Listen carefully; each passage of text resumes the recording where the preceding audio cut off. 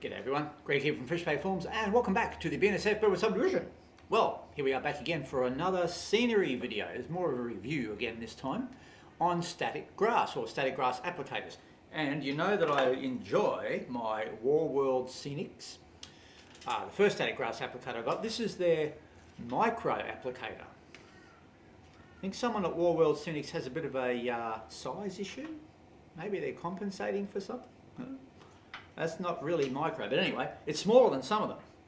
And it's a great tool. I've done a review on that. And of course, static grass is a lot to learn. It's a lot more than just spreading some glue down and shaking the crap over it. The more I do it, the more I realise to get things to look more realistic. There is a science to it, and what length grass to use, what colours to use, and as they say, the devil's in the detail. Now, speaking of detail, we also know that the crap goes everywhere, and with a applicator this size, or even some of the bigger ones that I see people using, you have to fill them up quite a bit to get them to actually work. And of course, when you shake it, the bloody stuff goes everywhere. And of course, the last thing you want on your layout is hair-sized little fibres that can get caught up in gears of locomotives and switches and everything. So of course you have to vacuum it up afterwards, and you put the old stocking over the end and recover what you've got. And that's all fine, but it gets a bit of a pain after a while, especially if you want to do small areas. So I've discovered the guys at WarWorld Scenics have made their precision grass applicator, and I've been looking at this for a little while, and I thought, do I really need it? But the more I get into the smaller bits of using static grass and the smaller areas, which, let's face it, unless you're doing a club layout or you have this great big area, there's not often you're doing a great big scene of static grass. A lot of the times we're doing quite small scenes, and while the bigger applicators are good for that, for doing big areas, areas, a hand size or whatever, even the big ones, by the time you shake it, the grass is everywhere. And if you want to do a little bit of grass one colour and then a different bit another colour, I find the big ones are a little bit more cumbersome, and you make a lot more mess and you end up wasting a lot more grass. So this is the precision grass applicator, static grass applicator, and I am loving it. Right, now the applicator obviously comes with your ground wire. I've just put a little bit of wire in here to touch the surface as I go. Also, of course, you can use your pin and put a nail in there and just clip the alligator clip to the ground. But I like using the wire and just touching somewhere on the glue there, but sometimes it's actually easier to put the pin in and just go around. So that's one side, and of course your head unit, or whatever you want to call it, there, and the box. Now you may think that having a box is a bit cumbersome and you have to drag the box around, but funny enough, when you're doing small areas, it's actually quite easy. And what you do is, or what I do, is remove the basket or the head, like that, and I take that away and fill it up, and then I bring that back to the unit and keep my fingers underneath it like that, and put the top back on and then turn it back up. But if you're using the 2mm, it falls out reasonably easy. Now it does have quite a fine mesh, and the 2mm is really nice applicating wise. The 4mm long grass, you need to be a little bit more patient with it. So the 4mm takes a while to fall out of these small sieve at the front there, but it does work. Haven't tried it with the 6mm, but probably 6mm would maybe be too big. But the 4mm and the 2mm is great. So let's load it up and we'll get this a little bit done. Right, for this one we're using some WarWorld Scenics. This is spring 2mm. This is really nice. I find some of the grasses are a little bit too green. It's all right if you're modelling Europe, I guess, but some places it's green, but it's not green, This is a nice one. This has got a little bit of, well, I wouldn't say brown in it, but different shades of green. Now you can see it comes out like in little balls.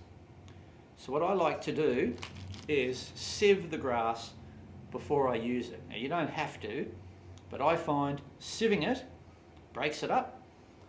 And you can see we've still got a few little balls in there. So sort of bring that round.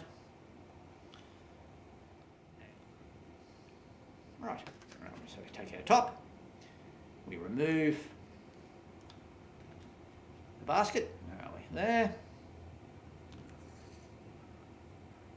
Now, I don't like to load this all the way up. I probably like to load it about 2/3 or maybe a bit half. I found if you loaded it completely up, when you shake it, it needs, especially the 4mm, you need a little bit of room for the grass to sort of shake around so it can come out. If you load it right up, the grass gets compacted in it and it doesn't seem to fall out as easy. Right. So there we go. Just put my finger underneath there so it doesn't all spill out. Chuck it on there, turn it up, and we are right to go. Now, about, one of these 2/3, 3/4 full will do about, depending on the grass and how thick, about a hand width of area, or maybe a little bit less than a hand width. So probably, let's say, 10 square centimetres or a couple of square inches, 3 or 4 square inches, something like that. Right, so we're done there. So let's go and give it a go. Now we're applying some 4mm spring static grass here, and you can see the first application of 2mm is some of it's laying over where I forgot to turn the machine on, the schoolboy error. But you can see the 4mm is going on there nicely and standing straight up.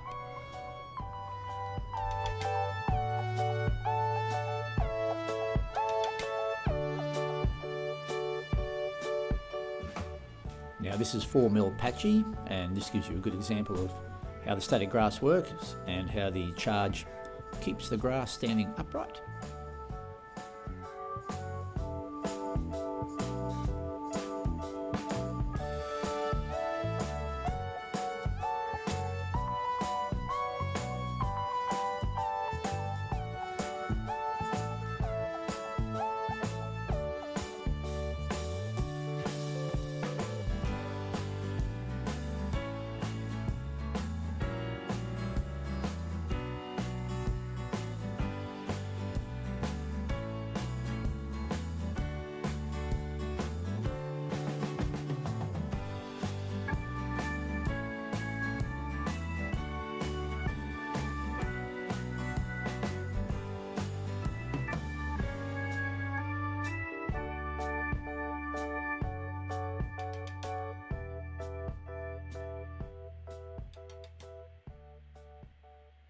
So yes, always remember to turn it on.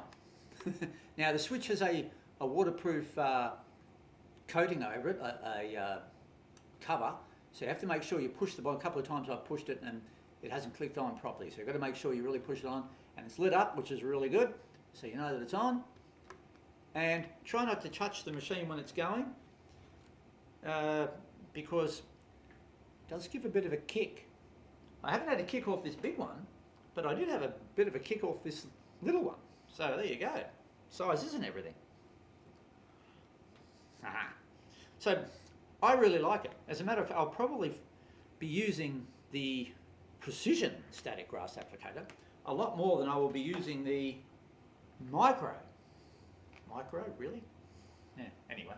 Of course, the thing about the bigger one is that it has a bigger screen on it, and you can use 6mm, 10mm grass. So, I think both of them have their place. What would really be nice would be something in the middle.